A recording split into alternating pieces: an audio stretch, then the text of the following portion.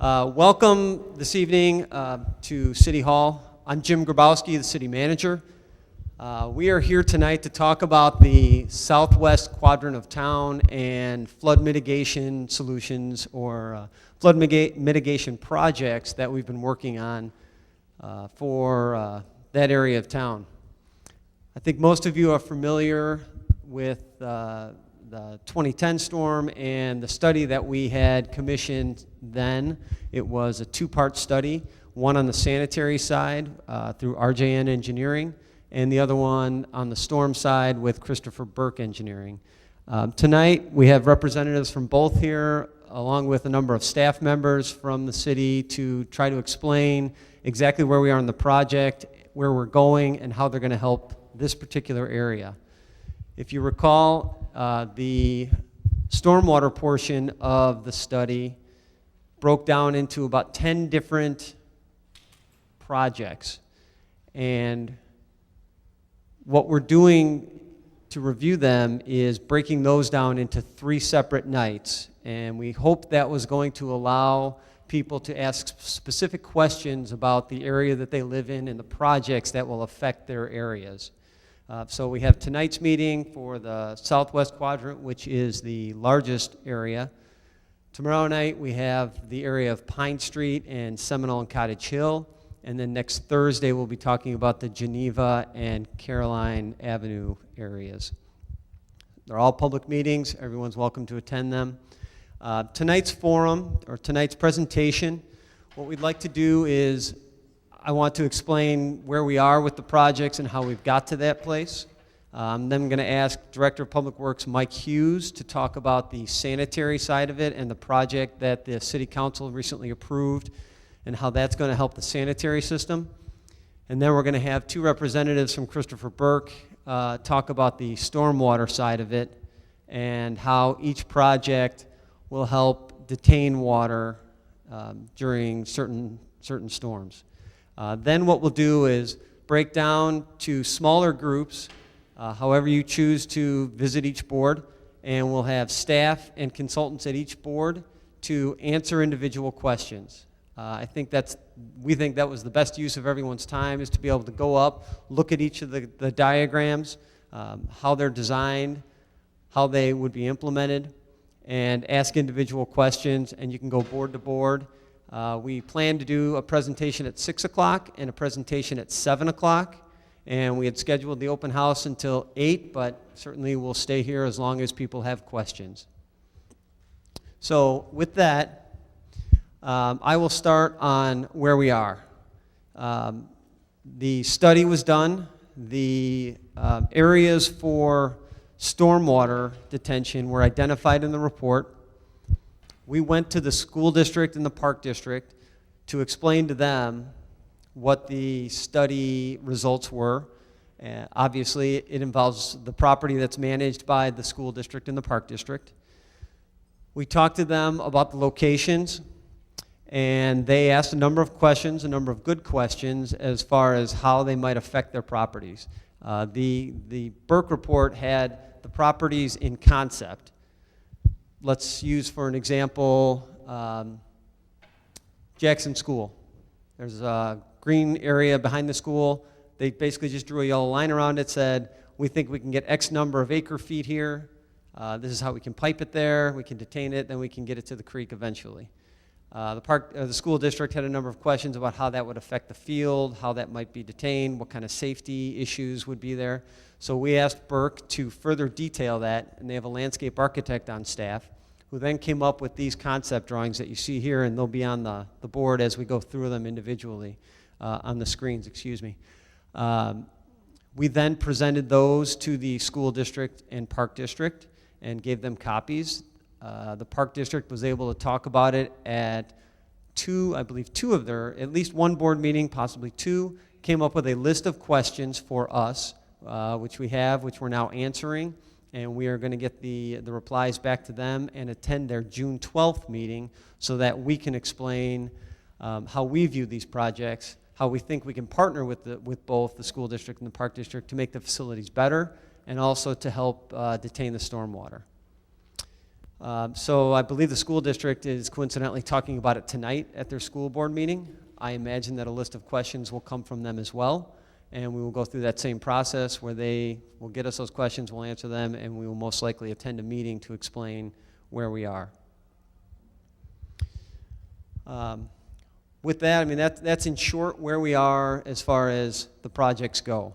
As I said earlier, the City Council recently approved the Southwest Elmhurst Wet Weather Control Facility, which is a sanitary control facility to be differentiated from the stormwater.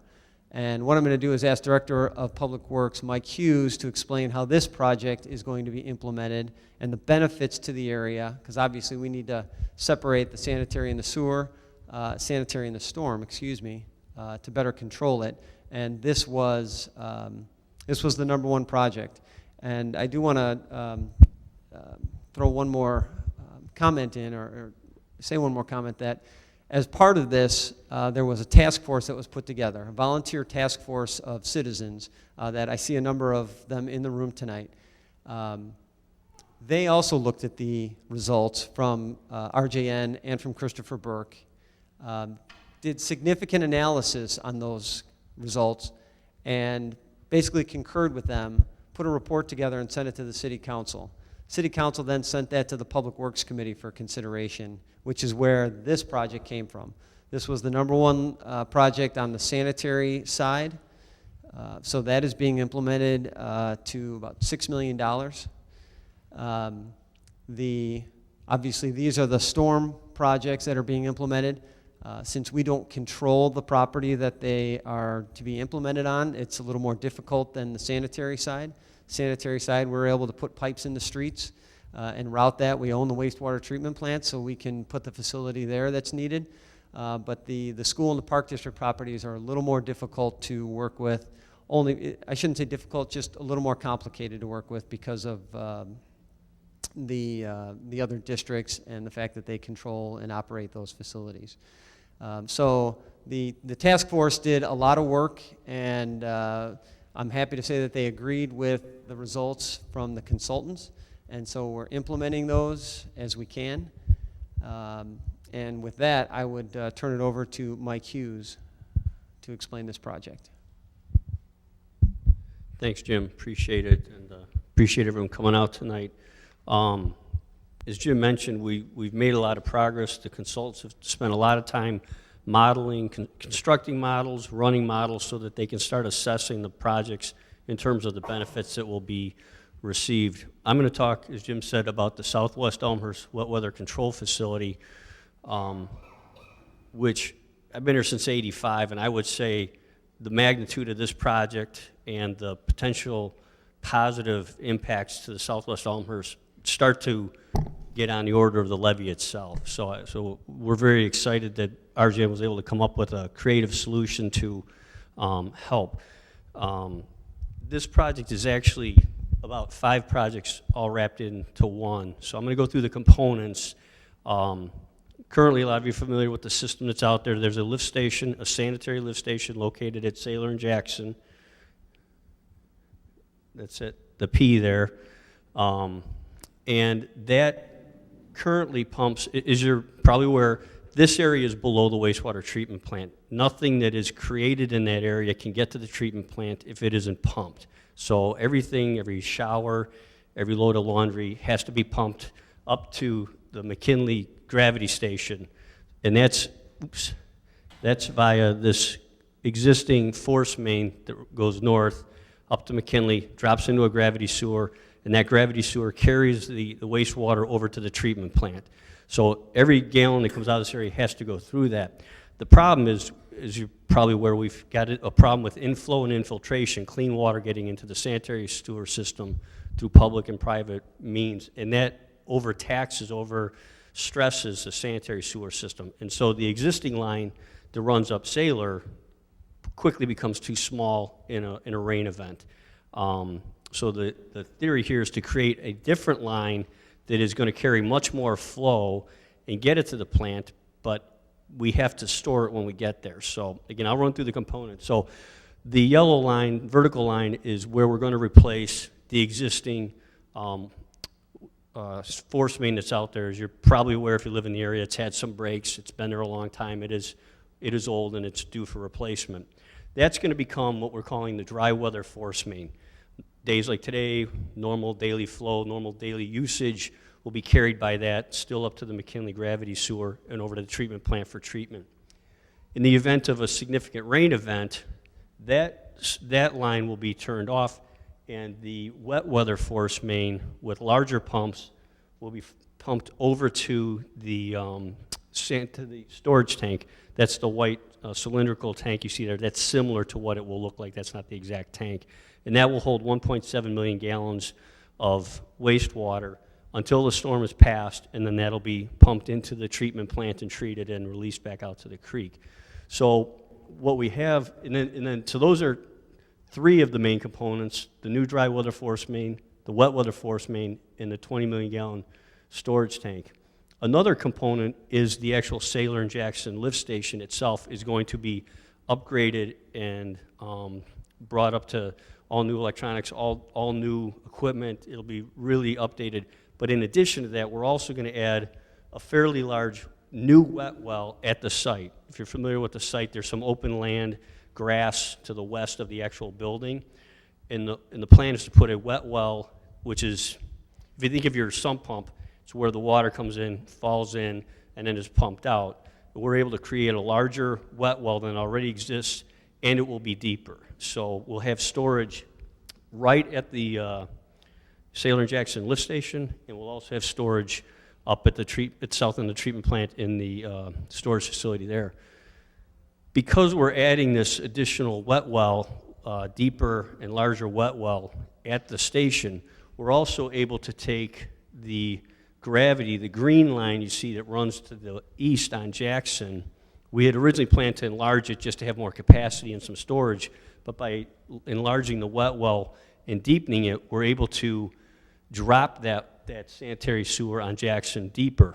So what that does is it relieves pressure on all of the streets that feed into Jackson. So those are the five components, but in what they'll do in an event is they'll be carrying away that clean water that currently can't get pumped out fast enough. It'll be pumped out much faster, and therefore the system that's feeding into it, again, every one of your homes goes to this station, and if you can't pump it fast enough, it starts backing up into the system, and that's when we get the sanitary backups, and that's what this is intended to relieve. By lowering the Jackson main, all the streets that feed into it will have more capacity and a lower pressure level in them. So that'll aid all the streets that feed into Jackson. In addition, in storms in the past, the dry weather main that went up to McKinley was pumping like crazy into the McKinley gravity sewer, so that was putting a load on the McKinley gravity sewer, burdening the streets that tie in by gravity north and south of that. So all told, we estimate about 2,300 homes are going to see an improvement with this project online. So I think it's a great project. It's going to have, once it's completed, it's going to have an immediate impact and will greatly reduce the number of sanitary backups. Again, this has nothing to do with street flooding. This is all on the sanitary side. But again, I've been around here since '85, and I know the backup issues that exist down there.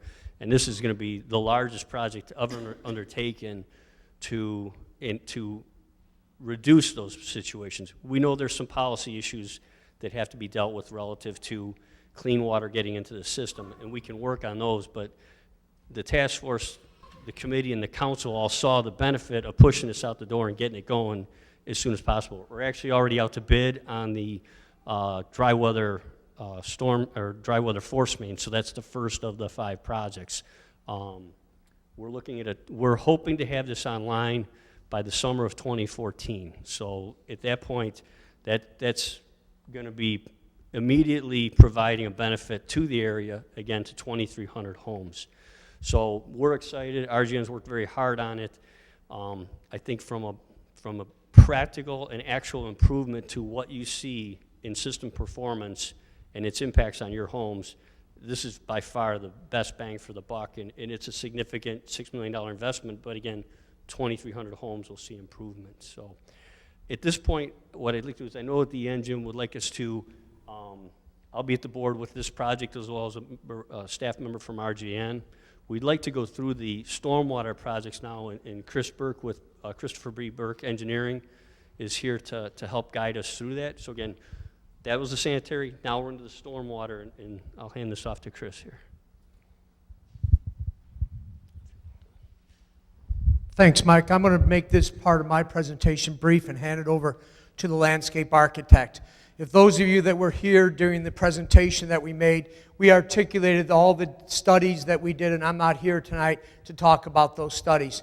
We identified the storage area where we could take water that currently ponds in the street and causes flooding. We looked at opportunities to relocate that water to open space. We've articulated that over the last 2 years many times. So what we did is we looked at the open space that is in town, looked at options of making it so you can gravity drain it. That means that we put it at the bottom of the pond. We're excavating out land, which is currently high, and dropping it down where we can take water that currently is in the streets. That's the whole idea of using these storage facilities, green areas for storage. We do detailed computer model, but the idea here is to get the water from where it causes harm to a location where it can be temporarily stored and then drained out. All these green areas that you're about to see today are drained out by gravity. During the presentation, I also showed the opportunities that existed if we went really deep, go down until we have a slope and it all met in the middle, and we would have to pump those out. Now that would make these green sites less usable during storm events because they would hold more water. The projects that you're going to see today are all scenarios where we are using gravity drain reservoirs, and including an underdrain, which will allow these facilities to be used very quickly after the storm event. I also want to say, because I've heard different people say, oh, we're trying to put underground vaults. Underground vaults are things that we looked at, and it was ruled out because of the excessive cost, 10 times more expensive than digging a regular hole. So that's one of the things I wanted to describe. As Jim said, we did this report. It was vetted by the task force. We're beyond the computer modeling or the assumptions. The greatest level of protection that we can provide is in these green areas. We also have another part of the project that we recommended, and that was to upsize the stormwater pump stations, which takes water from this area and pumps it into Salt Creek. So that's a secondary part, but tonight we're here to talk about what can be done in the green space, and to discuss some of the concepts that we've developed is Doug Gotham of my staff. Doug?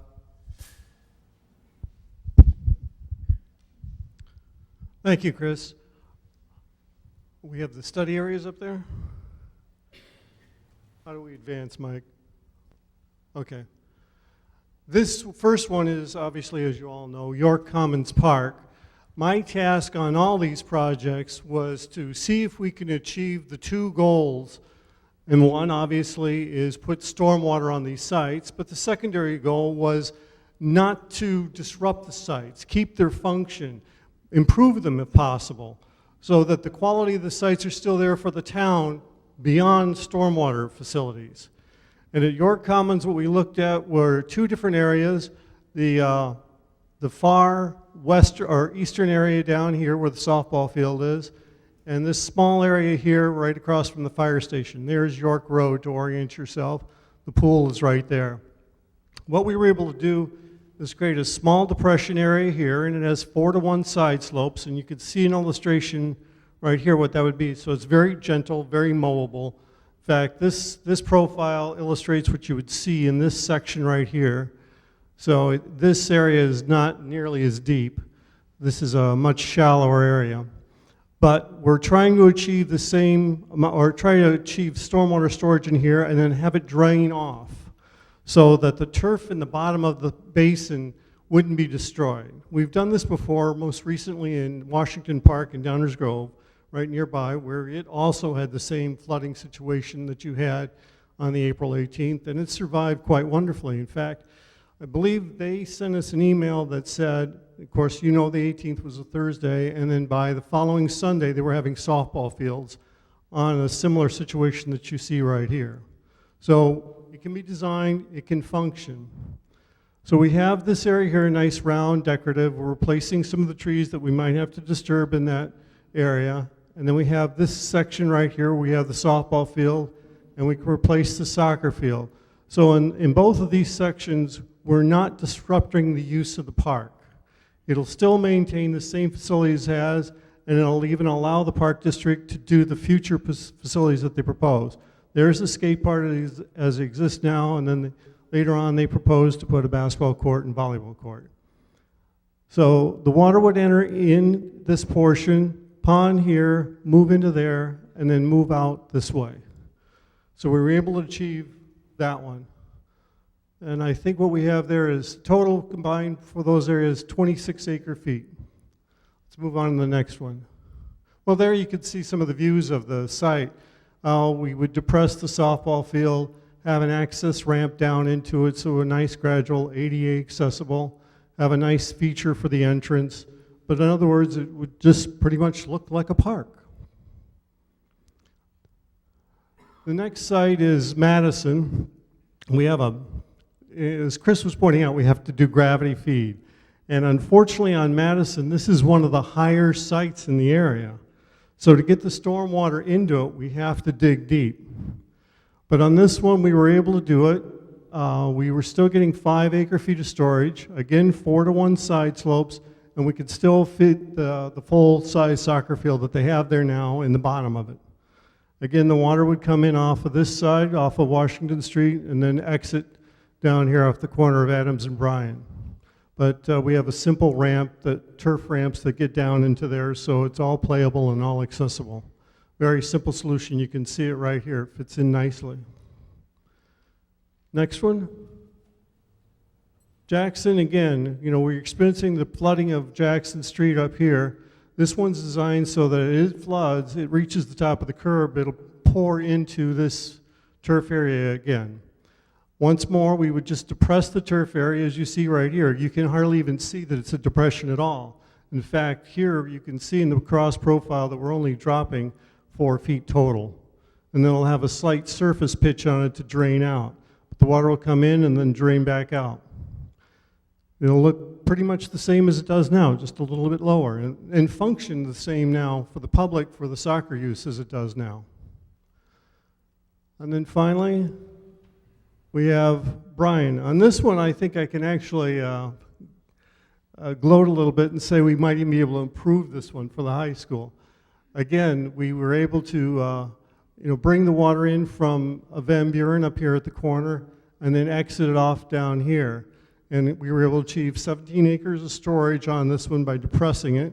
It does have to be depressed quite a ways, again, because it's gravity fed, where the water flows by gravity in here and flows back out.